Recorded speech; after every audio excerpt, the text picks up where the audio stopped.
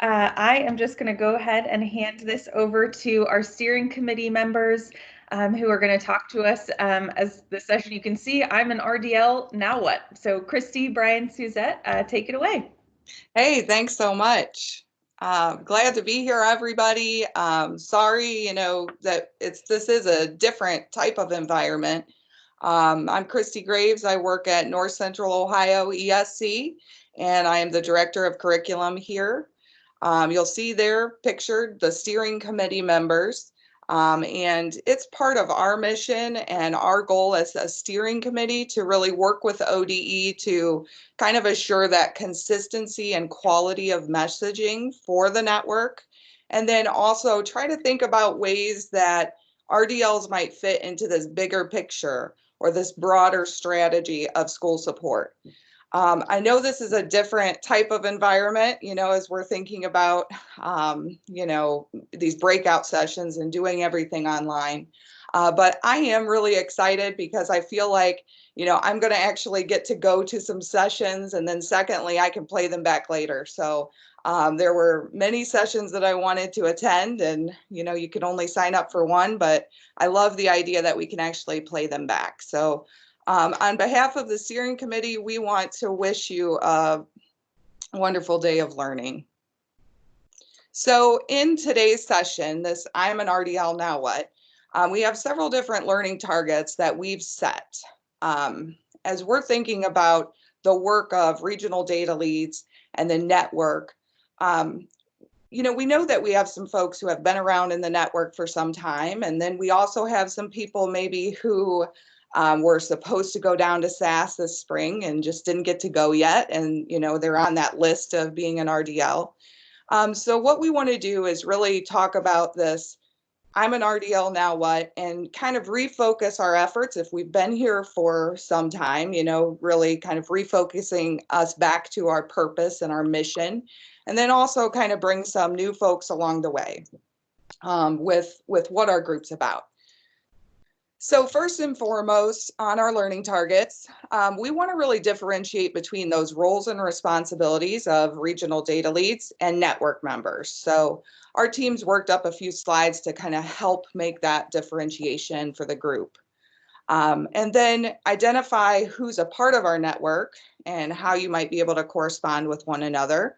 How to be able to access resources and materials. So after today's session, if you're thinking about, where are these materials? I know you have different links for PowerPoints, but there's so many more materials and resources that you have access to. So what we're going to do is Brian's going to share some of where those materials are. And then we're going to look at some different examples of how RDLs are engaging in the work. That could be, our steering committee is going to share a few different examples, but then we're also going to ask that you share. So we'll have a little bit of time for that as far as what's went well this year. And then lastly, how to become actively engaged as an RDL or network member. Feel free to participate in discussion. You have the chat box. I know that several different steering committee members are going to be kind of monitoring that throughout. So let's start by talking about this difference between a regional data lead and a network member. And this illustration really kind of captures everything as far as, when we're thinking about this Ohio data network. This network is comprised of about 195 folks around the state. And these people have a general interest in moving the work forward. So, as we think about a general interest in data use, whether it's in their buildings or, like to use the data to make decisions. So membership really includes those folks that are listed there. So we have the Ohio Department of Education that serves in the network. We have institutes of higher education. We have different LEAs that actually engage in the network. Some ESC, SST staff, Battelle for Kids, and then other educational organization staff. You'll notice there that it says optional participation.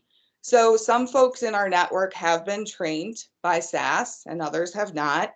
And then that optional participation in engaging in the network, the PDs that we offer, and then getting engaged in committee membership.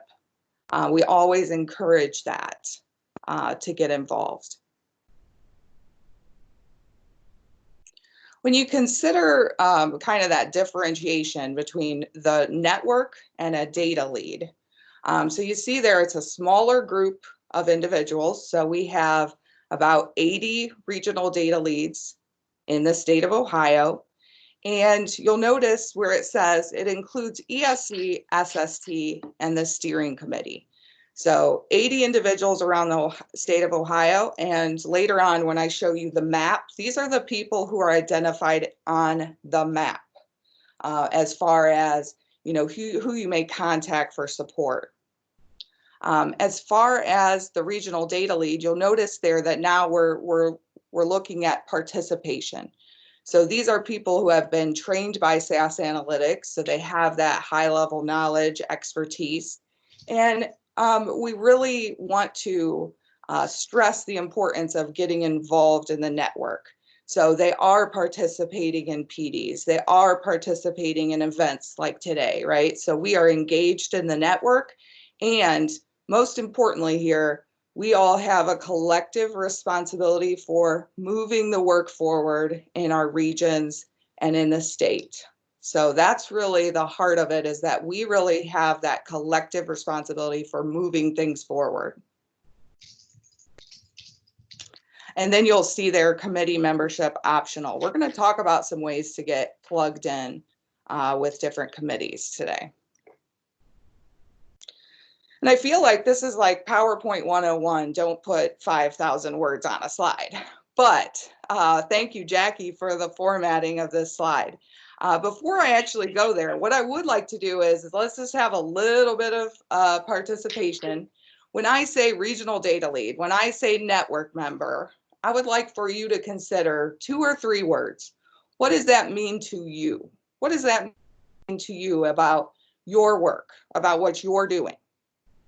So go ahead and put a few words in the chat box as far as what you see your role as a RDL or a network member to be.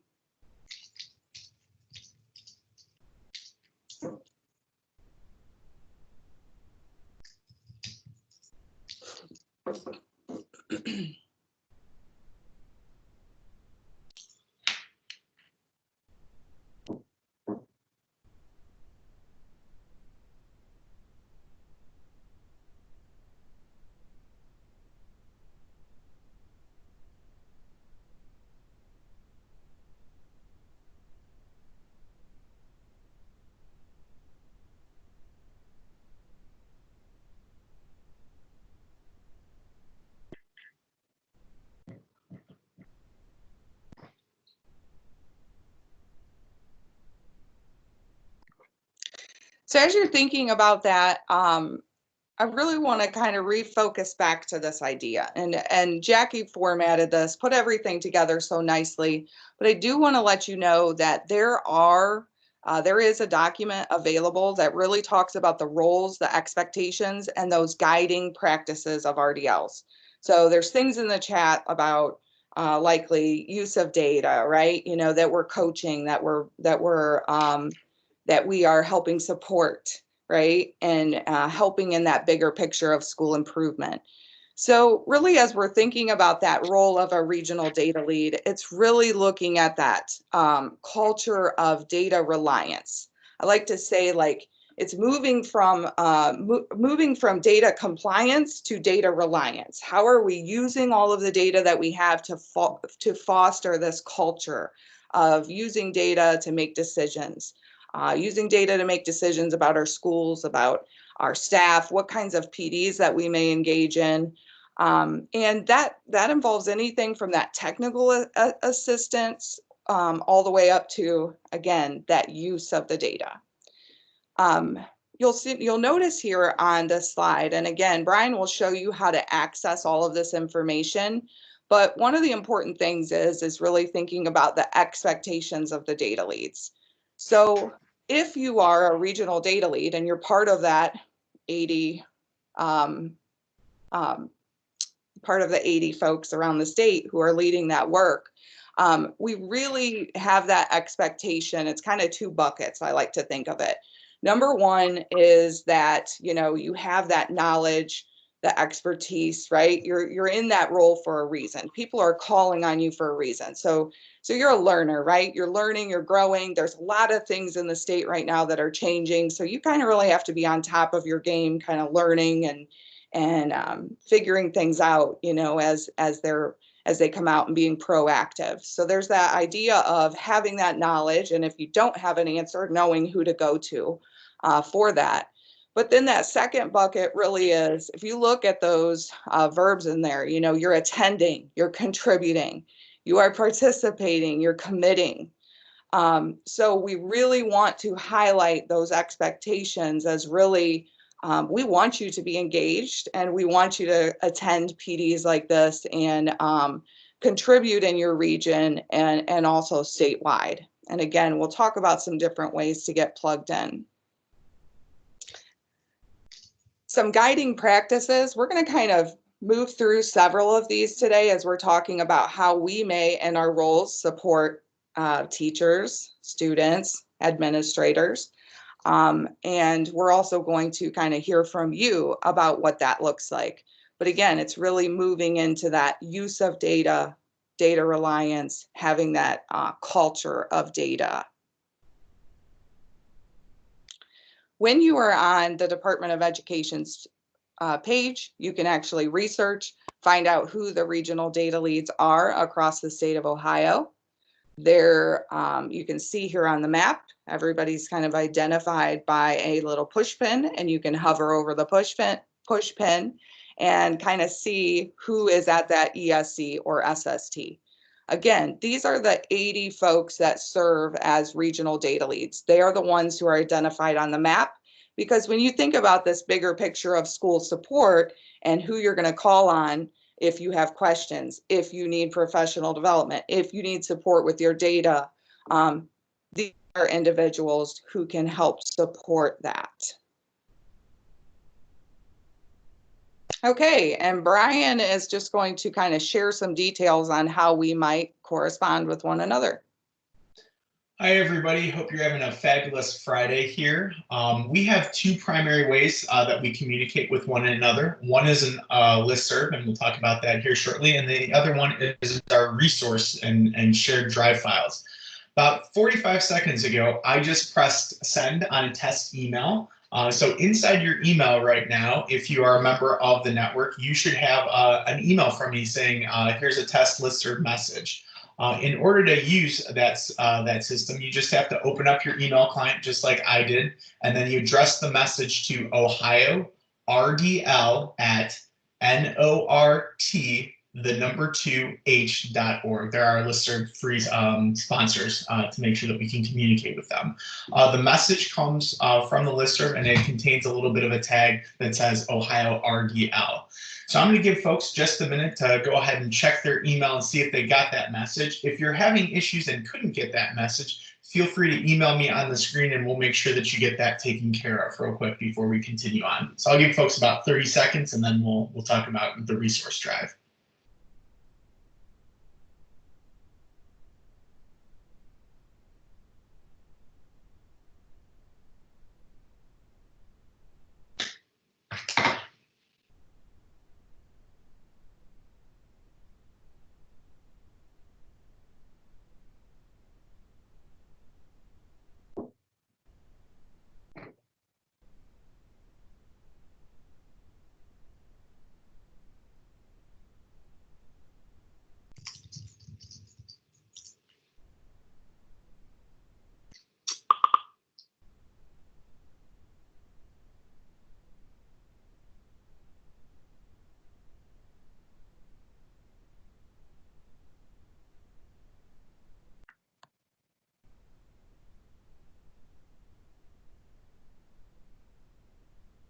Alrighty, again, if you're having any issues with that, feel free to go ahead and just shoot me an email, and we'll get that taken care of for you. Our other tool that we have, and these are the things that Christy mentioned in our introduction, is our resource drive.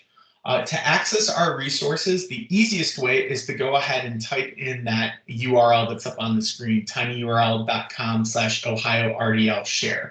It's going to bring you to a collaborative Google Drive, and you can kind of see on your screen an image of what that looks like. That folder is view only, so you can access and use anything you want in there, but if you want to borrow it, you have to download it to your own computer. The system will not allow you to make changes. That way, anybody who goes in can always get access to the most up-to-date resource that's there. If you don't want to remember that URL, because I personally have too many URLs I remember, I add this directly to my Google Drive. And so when that comes up, you can click in the corner and it'll say add to drive, or you could also bookmark that link.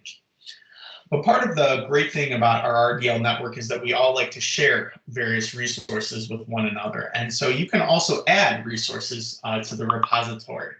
To do that, you have to go to a different URL location. And that URL is tinyurl.com/RDLupload. It allows you to drag and drop resources into that folder. And then once those items are there, it shoots me a little message saying, hey, Brian, there's something that's been added. Can you categorize this? So then I drag it into our view-only site, the RDL share, and then folks can get access to that as soon as possible. So that's kind of how our system works. So from there, I'm going to turn it over to Suzette, and she's going to talk to us about how do RDLs engage in the work.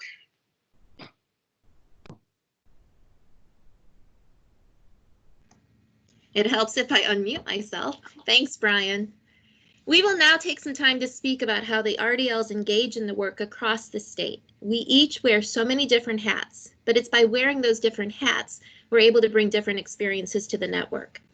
As I share a couple of examples, we invite you to think about how the work you do with districts and teachers aligns with the mission and the roles of RDLs mentioned. Be ready to share some of the ways that you have engaged in the work.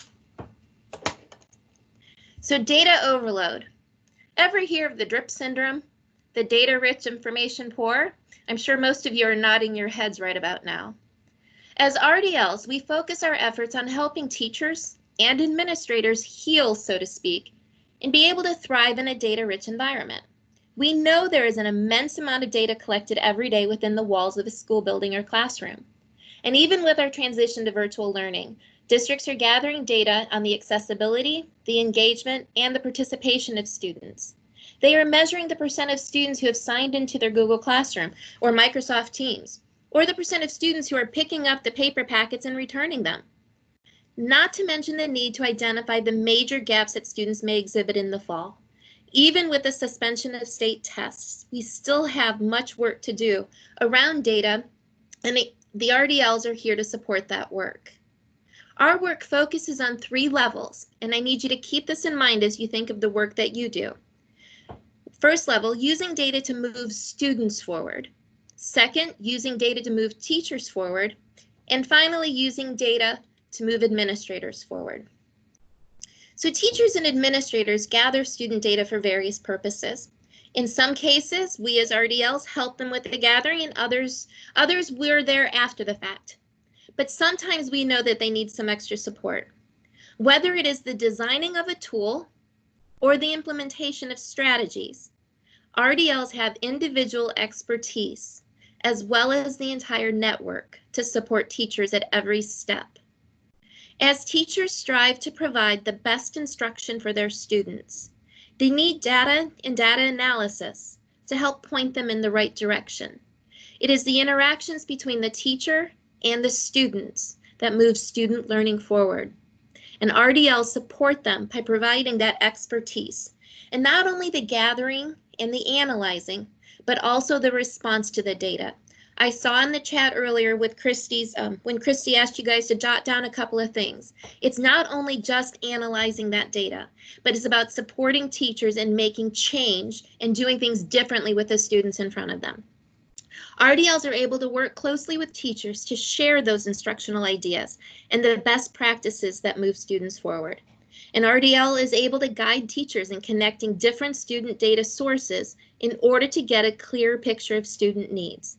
And from here, RDLs have the opportunity to advise teachers on how to take action and move students forward. So here's an example of 2 EVAS reports. These two reports are often used together to help inform instructional choices for students. In fact, SAS, many of you who've attended SAS training, you may remember that one activity, that one where we needed to assign teachers to students, the one where it pained us, like we had arguments, to put that high achieving kiddo with the red teacher. But just like with any data source, it needs more than a once look at. We need to look at it again, because when we did dig a little deeper, we saw that that teacher that we put that student in did perform better, did work better with high achieving students. So that one kiddo is probably going to be okay that year. But it's through that SAS training, we're able to participate in these activities that helped us analyze these reports and connect our analysis to inform instructional decisions. As RDLs, we are given the opportunity to apply what we have learned in authentic situations, working with teachers with their own data. You may have helped teachers connect the EVAS projection reports to other benchmark assessments they use in order to decide which students need the enrichment and which students need some extra supports. It's by facilitating these conversations around these and other reports, we are able to lead teachers to a clear picture of where students are and help them make decisions on next steps. We can be with them every step along the way. But most importantly, we strive to support teachers in using the data to meet the needs of each student, from identifying the groups of students who will benefit from enrichment activities, all the way to students who may need a targeted intervention for one specific group of learning targets, and everything in between. With the abundance of data, we provide the lens to assist teachers so that they do not suffer from data overload and are able to provide the necessary instruction to meet the varied needs of the groups of students. And it is not only instruction. Data sources can help teachers decide on which resources are best for students. I had the opportunity to work with a pair of 7th grade ELA teachers. When they looked at both the building and the teacher diagnostic, they realized they struggled moving the highest achievers. That's not unlike very many of our ELA teachers. In fact, we know that most of our teachers, a large majority of our teachers, do quite well with our lowest achievers. But these higher achievers deserve growth as well. So we talked about the reading selections that were being used. Keeping in mind, I'm a science person, not an ELA person. So I pull, so what kind of reading selections do you use? But before I can ask even another question, the two of them started having a conversation themselves. And what they decided was, oh my gosh, we're not pushing those kids high enough more, and we're not giving them opportunities to tackle with more rigorous pieces of text. They did, and I wonder, if I simply increase the rigor of some pieces of text that I offer to my higher achieving kids, could that make a difference in their learning? Because after all, it is, if I do this, could it make a difference? And it's by trying it is where we see that growth. RDLs can add that intentionality to the data use so that teachers are able to make the most informed decisions to propel student learning forward. Many of you are already facilitating these types of conversations. This fall, we will be faced with an additional challenge. Many of you probably spend August, September working with teachers going over state testing data to help plan for the year. That data will not be available. Without state testing results, teachers will need support in identifying other tools to help determine those learning gaps. Many of you have already started on supporting your districts in this work. As mentioned earlier, ODE has identified tools that they are working on and will be releasing. This RDL network can be a source of support for this work. So we've talked about teachers helping students. So what about this data can also help teachers determine their personal learning paths? Teachers are some of the best learners. Our work as RDLs can often lead us to working with teacher teams as they are aligning curriculum, creating assessments, learning revised standards, and a whole slew of other curriculum and instructional aspects. We can support teachers and ensure that they are going in the right direction by helping them triangulate their data. We need to support teachers in this process so that they can maximize their own growth. When teachers grow, students will grow.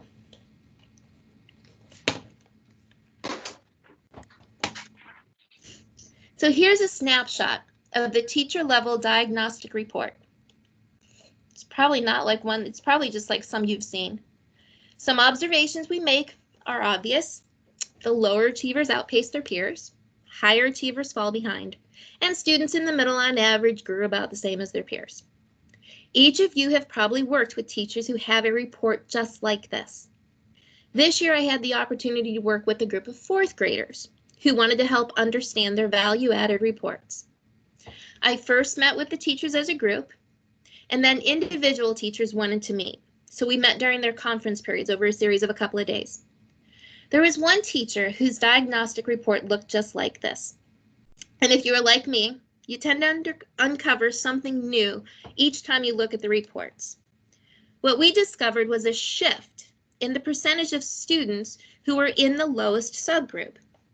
Remember that students are placed in the subgroups based on their average score and where they fall in comparison to the rest of the students who took that same test. So I do a little thinking out loud, and I ask her, what did she notice about students last year?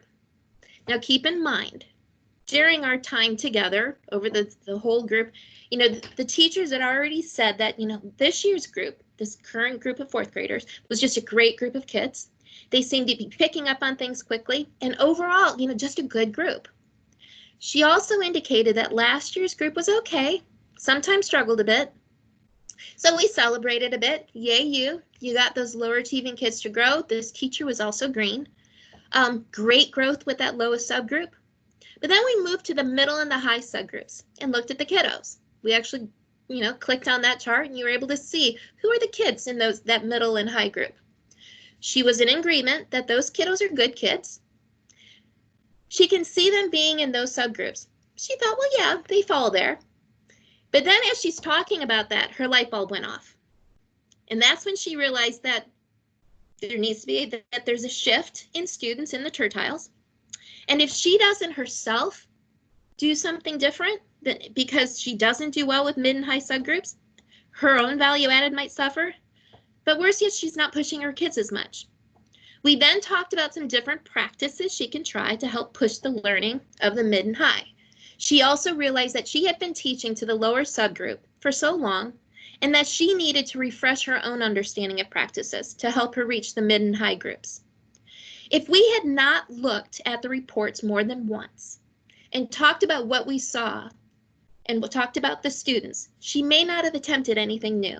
She may not have gone and taken her time to look and see what she can do different, because that's what looking at this data is. If it doesn't cause a shift in teacher practice, it's not really going to make a big difference. So another inference with this group is that perhaps the teacher needs some work with the depth and rigor of content standards.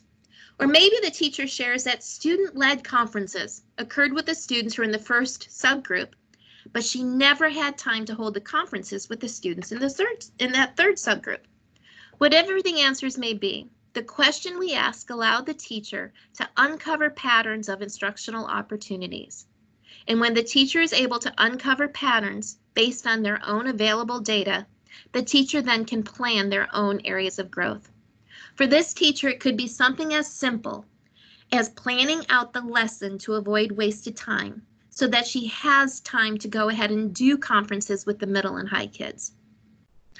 As RDLs, we have the experiences and the expertise of working with many different groups of educators across buildings and across districts, and as well as collaborating with colleagues within your own ESC, SST, or your surrounding ESCs and SSTs. It's these collaborations that help us to guide teachers in a direction that results in action to move them forward.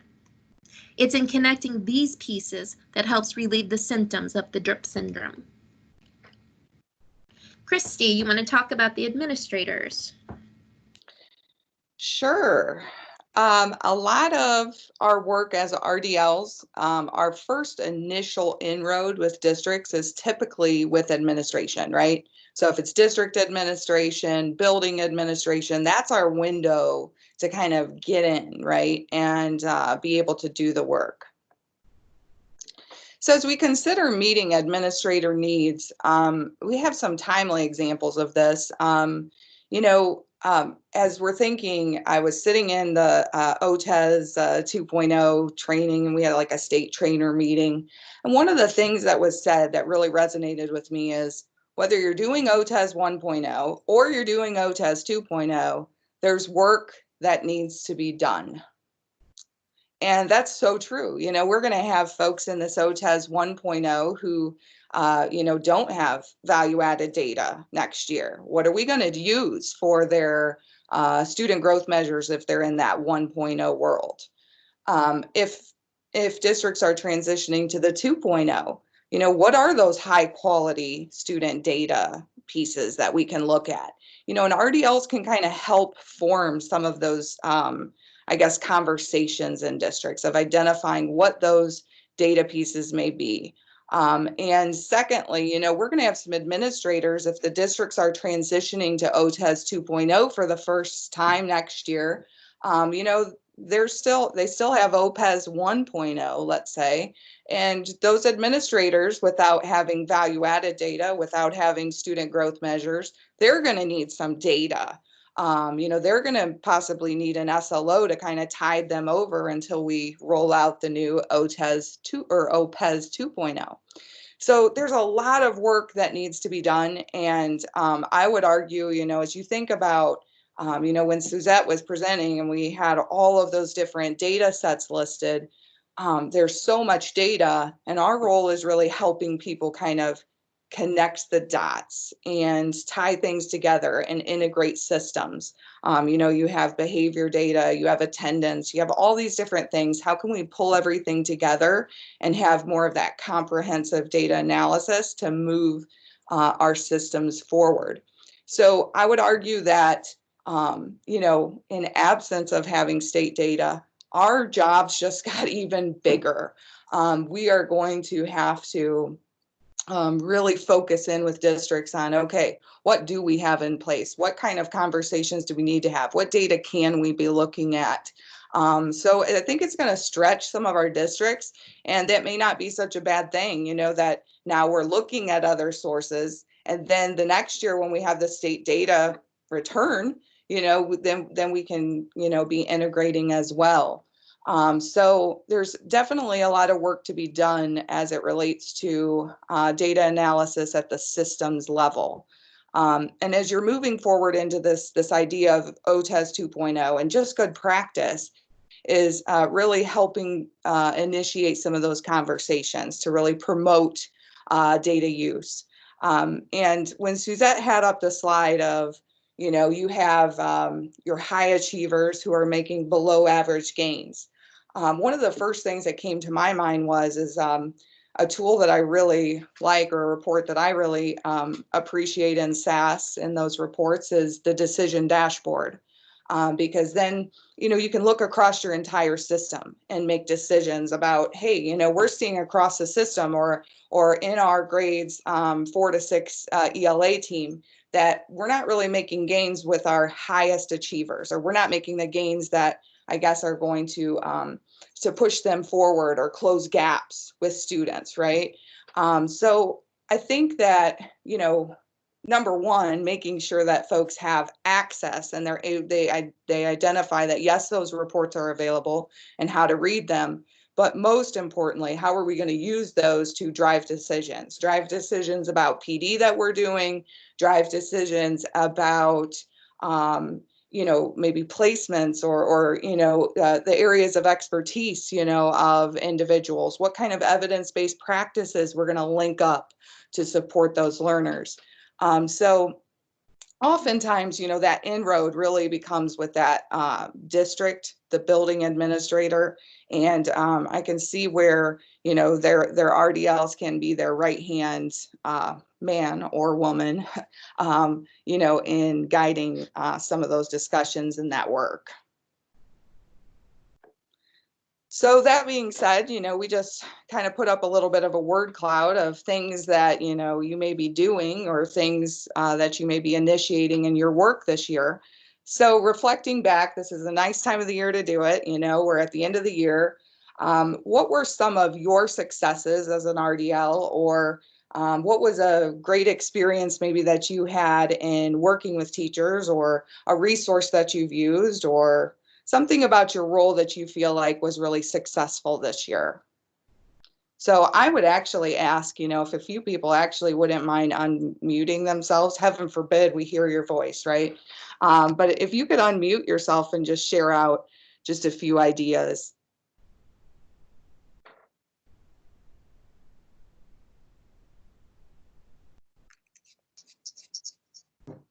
Hi, Christy. This is Tom Nunziato. Tom, hi.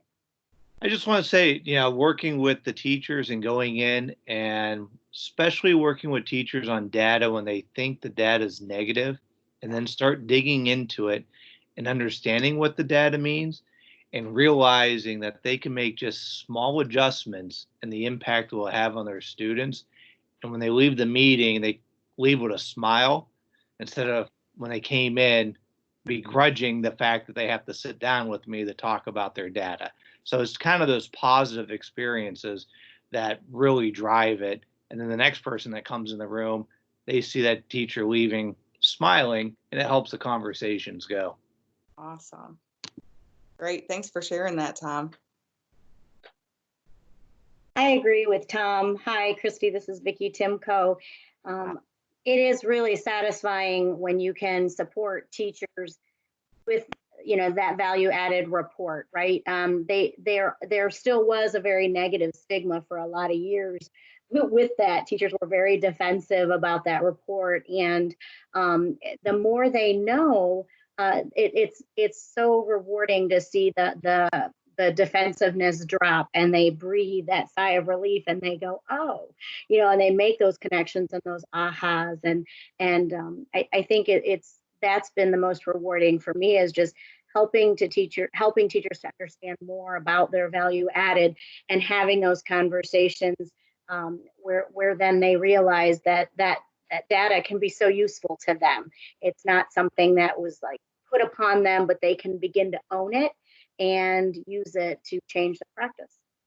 Absolutely. Thanks for sharing that. It sounds like you just gave an advertisement for OTES 2.0. Thank you for that. How about another?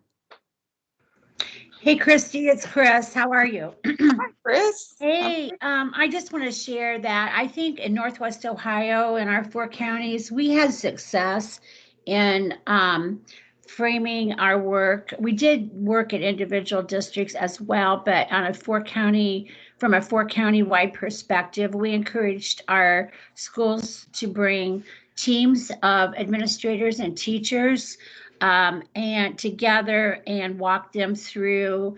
And I think we had a lot of aha moments when they worked together. And I think it also set the stage for exactly what you just said, administrators having a better understanding to have conversations with their teachers about data. So I felt like it was a win-win. And so anyway, that's our journey. And we felt like it was successful.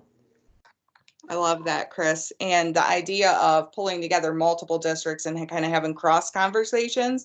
So it's not, so like as a region, trying to move the entire group forward, and then district work, building work, and you have work that you do with teachers and coaching. There's so many different layers to this, and thanks for sharing that. How about one? Hey, Christy, this is Steve Short. Hi, Steve. Hey, I did about, I want to say 25 to 30 EL or LEA data digs with administrators and including superintendents. And it was eye-opening to me. And I think they're at a place now where they're receptive to some of the data more than they want to blame whatever test it was before. They're really wanting to look at what they do. But a lot of them really don't understand what the basics are behind it. So a lot of those components to get into, and the light bulbs going on and the ahas and the realization sometimes that they're not hitting the rigor that's needed moving forward. So that would be another way. Yeah. Awesome. Well, we appreciate all you do for Region 7, Steve. We love our partnerships with you. Thank you so much. Love it too. All right, so feel free to keep sharing ideas in the chat box. It's great and refreshing. I like the idea of kind of summing up the year, with just sharing out some of those highlights, because there's great work being done by this group, and I'm just so pleased to be a part of it. So thank you so much. And I guess moving forward, I would just really like to encourage you, as we're thinking about getting engaged in the network. Remember earlier when I talked about those two buckets, number one, that idea of your knowledge, your expertise. We're always growing, we're always learning. We have that growth mindset, or else you wouldn't be here today, right? But continue to commit to your own professional learning and growth, stay current with what's going on in the state, and collaborate with one another. It's so nice, to get together and near and far. So, and Steve, an hour drive, and we communicate and collaborate a lot. And also, I'm collaborating with RDLs all the way to Southern Ohio and different places. So that's been so rewarding to kind of make inroads and network with other folks as well. Don't forget about, the ability to share resources with one another. And I would highly encourage you, as we talk about number one, that bucket of, really committing to your own professional learning and growth. We have this idea of just getting involved and being committed to the work and participating and engaging. So collaborate, share resources, and consider joining an RDL committee. Here's our steering committee. Feel free to reach out to us with any questions that you may have or support you may need. And then I'm just going to kind of walk you through some of the different committees that we actually have in our network. They were actually going to share out here in a few minutes some different updates from their committees. But again, just to let you know, these committees do exist, and they're all kind of focused around moving this network forward. So we have Mindy and James there, who serve as the committee leads for the Resource Development Committee. You can see there some of the work that they do as far as developing those RDL resources and helping collaborate with ODE to develop materials. And then the Higher Education Committee. So we have Tom and Candace, who serve on that as the committee leads as far as making those partnerships with those higher ed institutions. The Resource Committee for Special Education Data. So Sherry and Christine kind of take a lead on that. There's so many different things coming down the pike with like the special education profile and all those different things. So they've really taken a lead on building that capacity here in our network. So we appreciate that. And of course, our Educational and Advocacy Committee. So that's Gary and Angela.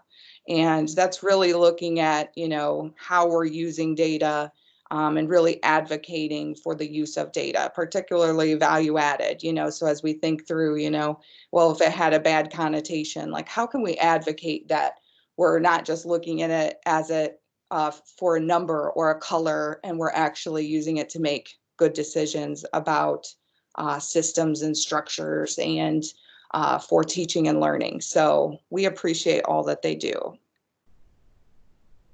So with that, if you have any questions, feel free to type them into the chat box, and we'll be kind of actively responding to those. And with that, I'm going to kind of stop a share screen here, and Shelby, I believe, will be taking the mic here. Awesome. Thank you so much, Christy, Suzette, and Brian, for sharing with us. Let's see. We are a little risky here. We're doing a mid-presentation swap of who's sharing the screen. Let's see here.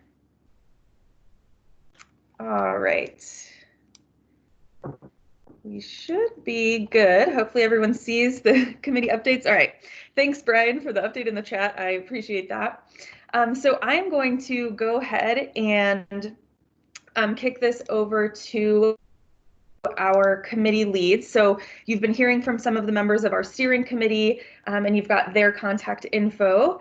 And I am going to hand this over to Mindy and James to talk about the Resource Development Committee. Thanks, Shelby. This is Mindy Geschke, and I am co-leading the committee, the Resource Committee, with James Cutlip. And you can change the slide. Thanks. This is the list of the current committee members and what ESCs they're representing. And I just wanted to talk a couple minutes about what we have done in the past. And so the committee started after the first cohort went down to SAS, and SAS provided us with unbranded materials that we could use. So we needed to go through and Ohioize them and put pictures back in them and separate them for G Suite and Microsoft. And that is a link that is in the shared RDL resources that Brian has talked about. So that it was our first project that we worked on once we got the materials from SAS. And you can go to the next slide, please. So our work for this year has really kind of been a reflection year. And what do we do now? So about November, December, we learned that the value added report was going to get an upgrade, and the SAS portal, the EVAS portal, was the dashboard was going to change. So our upcoming work is going to be to revamp all of the materials that we have, because once it's a new dashboard, the resources are going to need to be redone. So what we did this year is we asked the ESCs to, either one is fine. The survey results, I was just looking up, you got this in your email through the listserv on March 25th, and it's got a dashboard if you want to look at the results of the survey. And when you get the PowerPoint slides, the links are in there if you want to see how everyone responded. Next slide would be great. Okay, so what we found from the takeaways from that survey was, if you recall, the SAS PowerPoints are 180 slides long. So we met on March 12th and went through the results and kind of said, if we're going to need to redo these resources once we get the updated dashboard, what's going to be beneficial so that we can create resources for RDLs that share a consistent message as we're going out and working with our districts and our teachers. Can we have a consistent message? So this just kind of highlights some of the things that we came away from that discussion with. And just to highlight, teachers are our target audience. So do we need different versions of our resources? So here's a set if you're talking to district leaders, here's a set if you're talking to teachers. And then the other big takeaway is we need to shorten it. Because if we only have 1 to 2 hours where we're meeting with teachers, 180 slide PowerPoint isn't really the best resource. So right now we're kind of at a holding pattern because I don't know when the dashboard is going to be updated, and we don't have new data from state testing.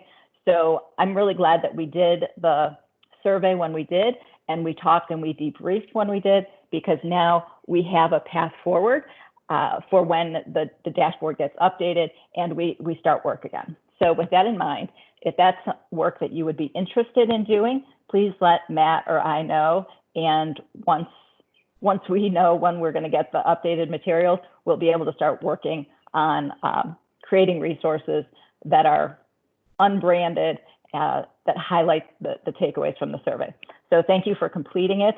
And that's all I have. So. Awesome. Thank you so much. Let's see who we have next. Next, we have our Higher Education Committee, Tom and Candace, and I am going to pull up for you your committee members as well, if you'd like to give us an update about your committee work.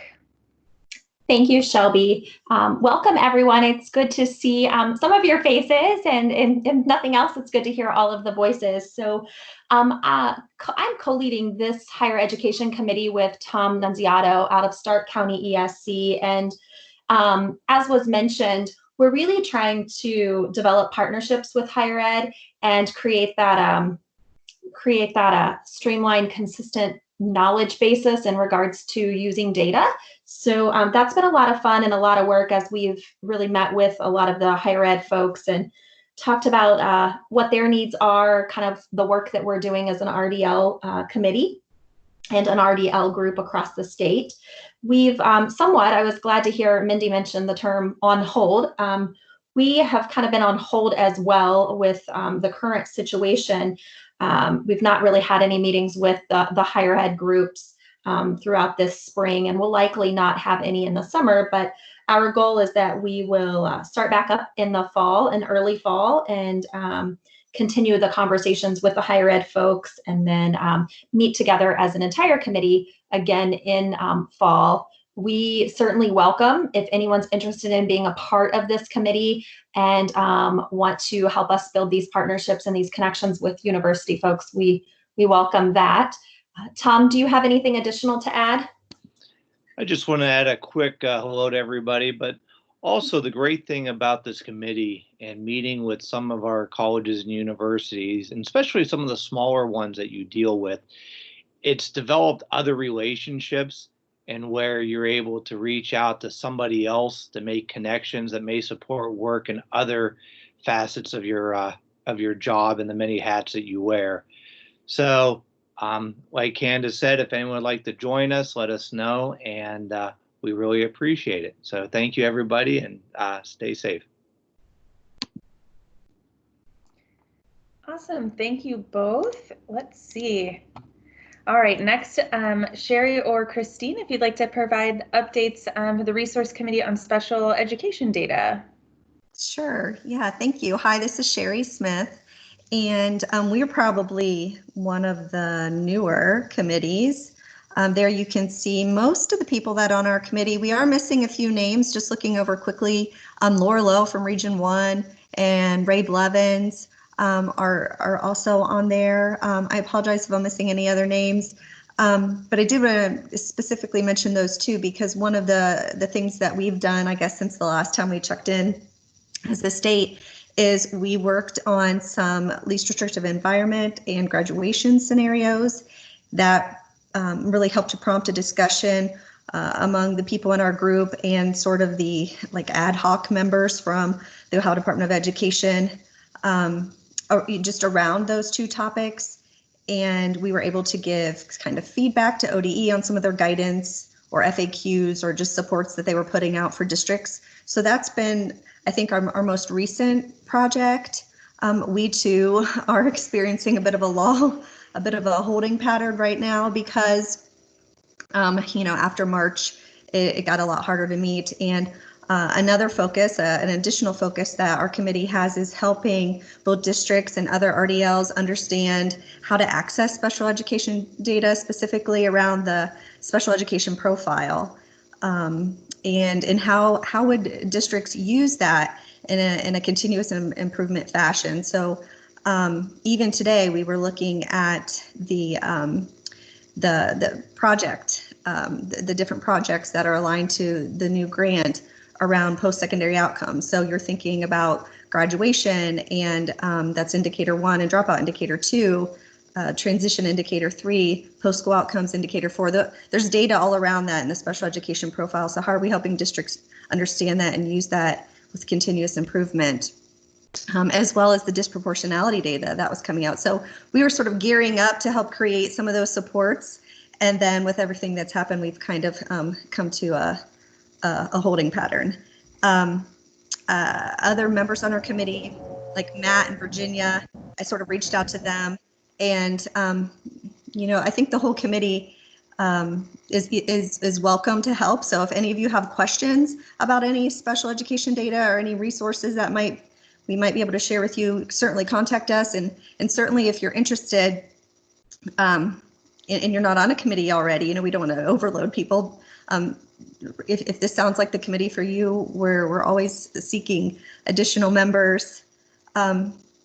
Just something to remember when we're thinking about the fact that we don't have the same data that we had before is that special education data is there and it is valuable, it is useful. So, you know, helping districts understand how to continue to use it, or maybe use it who've never even looked at it before.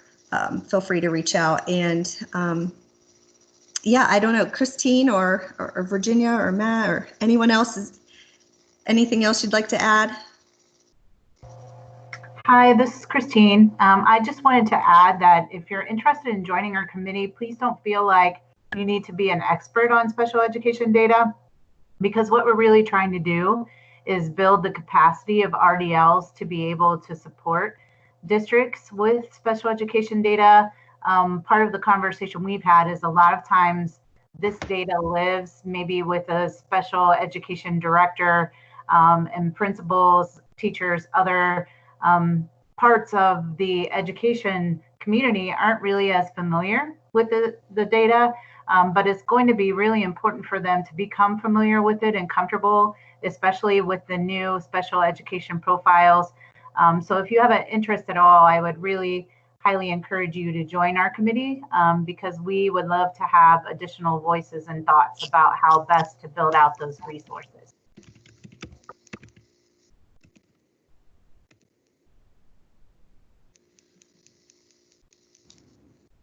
All right. Well, wonderful. Thank you so much, Sherry and Christine. That is, I think, a great point for probably all of the committees about building capacity, and might not be experts yet, but I think we'll all get there together.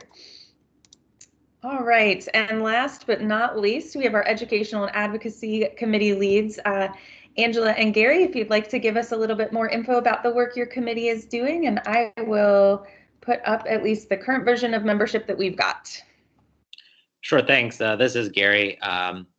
Our committee originally started out as the branding committee for value added, specifically 2 years ago now, when we had our first meeting after the first cohort came back from North Carolina. We really kind of identified the fact that, you know, value added has a negative connotation, and so we need to talk about ways that we can rebrand the use of value added. And so that was our first charge, and this group worked really well to come up with some talking points, kind of narrowing it down to 3 talking points that we shared with then the resource committee and other people to really kind of focus on the idea of using value added to move students forward, move teachers forward, and move districts forward, thinking about looking forward and not looking back in a negative way. So that was kind of the first point. And then through the discussion with Matt and the committee, we kind of decided we needed to morph into becoming more of the educational and advocacy committee, not just coming up with a brand, because that was kind of already done once our first goal was done.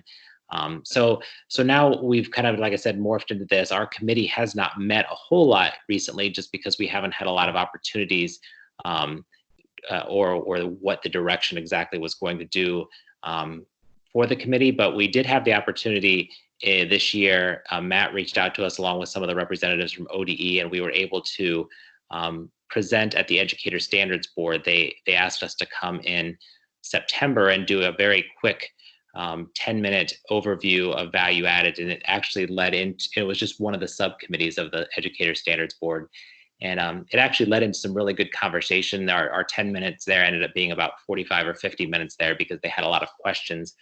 And so we actually went back in January then, Angela and I did, along with Christy joined us too from the steering committee, and basically we presented to the Educator Standards Board kind of like the presentation that you just saw.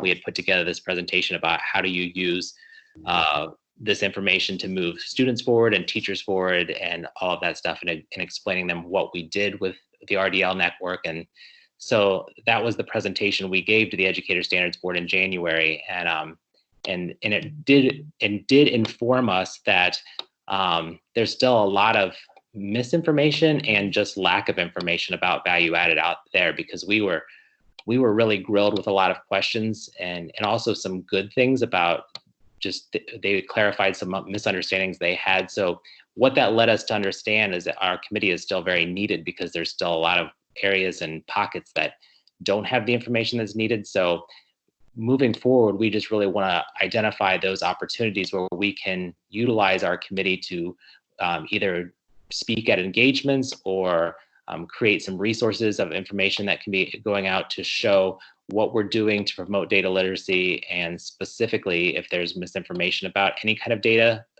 value added included, that we can help clarify those things and try to show how it's being used in a positive way. So like I said, we haven't met recently, but if anybody is interested in that idea of promoting the use of data literacy and specifically value added, we would definitely love to have you as part of it.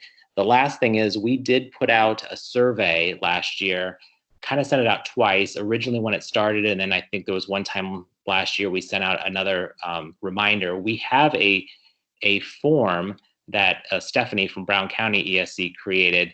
It's a great little form that delineates based on whether you're a building leader or a teacher and how you're using value added to move in a positive way. And we've got some really good success stories back, but unfortunately not as many as we would like. We've probably got 20 or 25, but those things are really, really vital because it helps us when we go out and talk with other people to show specific examples of how districts are doing things. So even if they're small, just one little thing that you're doing, we would love to hear from that. So after today, Angela and I will follow up by sending that form out again to the whole RDL group, just as a reminder that moving into the end of the school year here and in the summer, if there's anything that you're doing with your districts or finding a way to use data, that would be great to share that with us so we can use that when we're out talking with other districts. Anything else, Angela?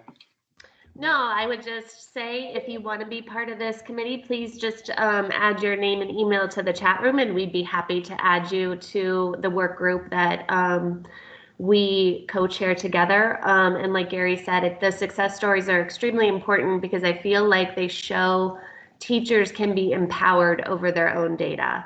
I think especially with value added, they feel helpless in having some gauge of power and control over influencing that data. And those success stories are real life examples how they can be empowered to use the data for the betterment of their kids and their own teaching strategies and practices.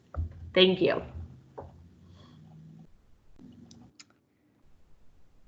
Well, thank you all so much for providing those committee updates, as well to Christy, Brian, and Suzette. Again, all of our steering committee members for sharing this session about being an RDL and what that means and what it can mean as we move forward.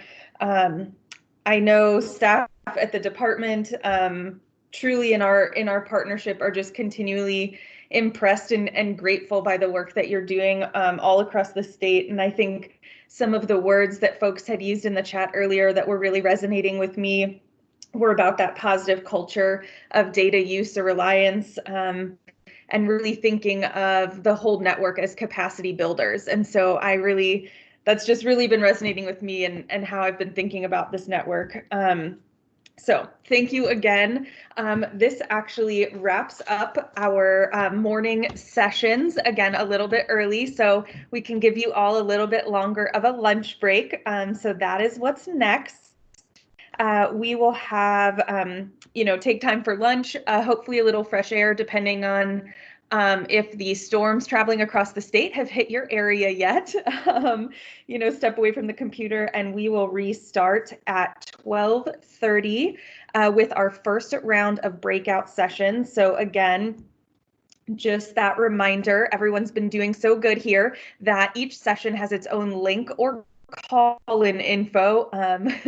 Mindy's let us know in the chat it's pouring where she's at, so I think it's, maybe grab some fresh air, but don't stay out there too long, everybody. You should have the agendas, have your links all set. We'll see you back here at 12:30. We'll keep this session open a little bit longer, and Will and Brittany, our support team today, will be available if anyone's got questions. I know we're looking into how to save the chat and make sure that that's available for everyone as well. So, all right, get out of here, go take a break. We'll see you back in just about an hour.